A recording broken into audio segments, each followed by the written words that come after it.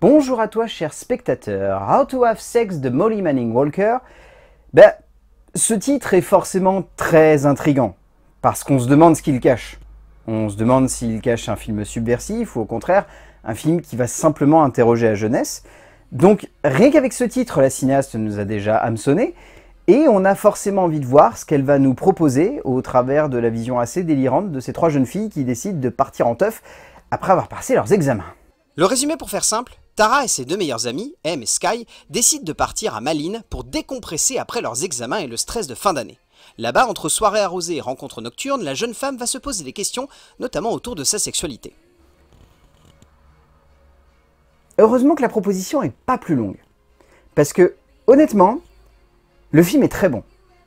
Il est vraiment réussi, il a une belle exécution, il a une très belle manière de filmer ses personnages, de les mettre en perspective et de jouer sur une forme de suspense par rapport à l'ensemble de la situation. Mais il est peut-être un petit peu longué en fait pour ce qu'il a raconté. Parce que même si on est vraiment embarqué dans le parcours de Tara et qu'on a vraiment envie de se laisser complètement submergé par cette histoire qui est vraiment galvanisante et particulièrement haletante, on se rend compte assez rapidement que Molly Manning Walker, elle a quelque chose à raconter, elle a un propos, elle a quelque chose de très fort qui, je pense, c'est bon de le rappeler, n'est pas réservé à tout le monde comme film. C'est un long métrage qui aborde des thématiques qui sont assez brutales et qui le fait aussi de manière assez radicale. Peut-être pas non plus avec le propos le plus frontal du monde, mais avec juste ce qu'il faut d'intensité et surtout de plans qui font mal bien dans la gueule. Pour que le spectateur puisse avoir de réels moments de malaise et des moments qui puissent un petit peu le froisser, ou si ce n'est le froisser, un peu le questionner, le perturber. Donc cette partie-là, la cinéaste a vraiment réussi à le capter, a vraiment réussi à le mettre en forme, et crée donc un moment de cinéma qui nous happe en fait, et qui nous capte totalement du début à la fin. Mais peut-être avec quelques longueurs, et aussi avec une propension à vouloir un petit peu trop s'attarder sur des scènes où on a l'impression que c'est pas forcément hyper intéressant, ou en tout cas si ce n'est hyper intéressant, en tout cas parfaitement maîtrisé par l'auteur. Mais la proposition est tellement radicale et tellement intense que je ne peux que saluer le geste. Au cinéma, le sexe est souvent vecteur d'évolution, de questionnement personnel, de réflexion sur ce que l'âge apporte à un personnage, sur ce que le sexe en tant que facteur social impose à un protagoniste, dans un environnement où souvent, et cela depuis le début des années 2000, il est imposé comme un rite de passage vers l'âge adulte.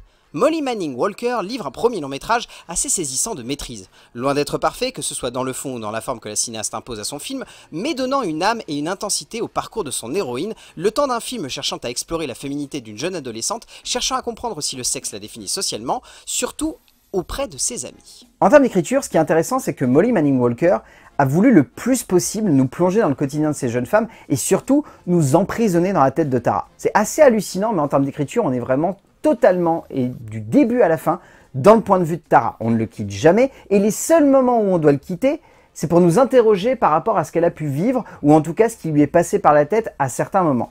Et je trouve que dans ces moments-là, la cinéaste est particulièrement créative. C'est parmi les moments où je me suis dit, là, il y a une vraie envie de nous mettre dans une situation de malaise, et presque, je dirais pas de flirter vers un cinéma d'angoisse et d'épouvante, mais pas loin. On sent qu'on a presque des accents de thriller qui se mettent en place, et si ce n'est des accents de thriller, une sensation profonde de malaise. Cette fête qui se termine par un concours que je ne vais pas vous spoiler sur scène, où le crush de Tara se retrouve à faire quelque chose qui la gêne profondément, c'est l'une des scènes les plus malaisantes que j'ai vues depuis très longtemps au cinéma, dans le sens où vraiment on est tellement mis du point de vue de cette jeune femme et on est tellement dans l'immersion par rapport à ce qu'elle ressent et ce qu'elle a en tête, que cette scène-là est une torture. Et quand je dis une torture, c'est réellement qu'elle est faite pour vous mettre très mal. Et je trouve que là, l'auteur parvient parfaitement à construire d'un point de vue dramatique ce cheminement pour faire en sorte que dans la tête de Tara, on comprenne tout de suite ce qui se passe. Et toutes ces petites idées-là, elles jalonnent vraiment l'ensemble de l'écriture et elles jouent beaucoup avec le côté très haut et bas rapide en fait de ce genre de moment où on a notre mentalité qui est en train de vriller. C'est assez fascinant de voir à quel point elle a réussi à construire un scénario qui parvient parfaitement à jouer ces montagnes russes de l'émotion où on passe du moment où on est littéralement au sol jusqu'à un petit moment de flottement délicat où elle est juste au bord d'une piscine et elle va s'endormir. parce qu'elle a besoin de se reposer et qu'elle a passé un bon moment juste avant. C'est très très bien fait et je trouve émotionnellement ça fonctionne extrêmement bien aussi. Dans son script, Manning Walker aborde des thématiques complexes et assez brutales. En même temps, vu le titre de son métrage, on n'en attendait pas forcément moins de la part de l'auteur. Mais bien au-delà de la radicalité de ce titre, il y a une envie profonde de questionner l'adolescence et les mœurs. Une femme est-elle sa vie sexuelle? Une femme vit-elle par le prisme du regard des autres? Un adolescent est-il forcément obligé de devenir un adulte par la perte de quelque chose? Là est le tréfonds de ce que l'auteur a envie d'amener dans son script, construisant ainsi une longue plongée dans le parcours d'une héroïne, Tara, n'étant pas simplement une caricature comme au début de ce scénario, plus complexe qu'il n'y paraît. En termes de mise en scène, Molly Manning Walker a le plus possible envie de nous mettre au même niveau que ses personnages. Et en plus de ça, je dirais vraiment de jouer sur la perspective de Tara. Alors ce qui est assez fascinant, alors je ne sais pas si c'est réellement voulu, mais le choix de l'actrice, qu'on évoquera ensuite, est fort parce que c'est une actrice qui est légèrement plus petite que la quasi-totalité du reste du casting. Ce qui fait que du coup, d'un point de vue cinématographique, automatiquement on est un petit cran en dessous de tout le monde. On a l'impression que tout est gigantesque, que tout dépasse Tara, que tout est constamment un peu surdimensionné et que elle, pauvre petite jeune fille vierge au milieu de tout ça, elle est complètement perdue. Et même si elle a un objectif, qui reste tout de même de potentiellement voir sa rose et ses pétales enlevés, on sent tout de même qu'il y a une peur, qu'il y a une crainte par rapport à ça.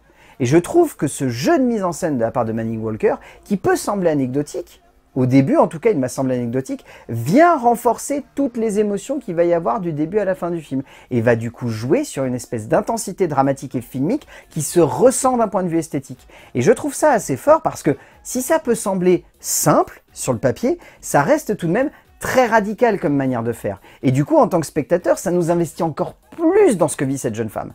Et du coup, on ressent tout de manière décuplée. Et en plus de cela, il y a le fait qu'elle joue beaucoup sur l'esthétique de la fête, qu'elle soit constamment, ou en tout cas dans le premier acte, dans cette idée de vouloir montrer les jeunes filles qui se peintent la gueule, qui s'éclatent, qui se marrent, montrer aussi le côté très délirant de Tara. Et ensuite, de contrebalancer ça de manière radicale, et d'amener limite du glauque. Et ça, c'est assez génial. Manning Walker impose un style visuel assez épuré, la cinéaste ne cherchant pas à amener trop d'effets visuels, mais cherchant plutôt à nous mettre entièrement du point de vue de Tara, quitte à aller dans des directions assez surprenantes, comme ces instants de flottement sonore où les seuls sons que l'on entend sont les tissus qui frottent le dos de l'héroïne.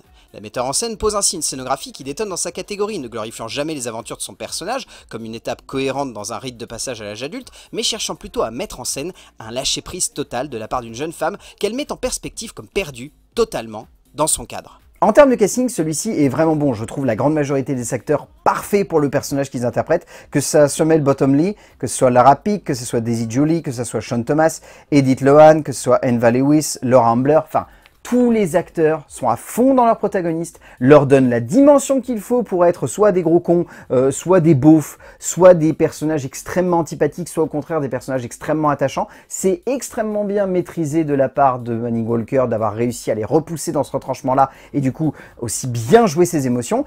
Et ça se ressent surtout, comme je l'évoquais un petit peu avant, dans le choix de l'actrice principale qui, au-delà d'être douée, est hallucinante du début à la fin. Mia McKenna Bruce est assez monumentale, la jeune femme parvenant à donner à son personnage une évolution dramatique folle, la faisant avec aisance passer de la pétasse éclatante vers la jeune introvertie pleine de questionnements intimes. Au bout du compte, How to Have Sex est une proposition de cinéma qui est dure.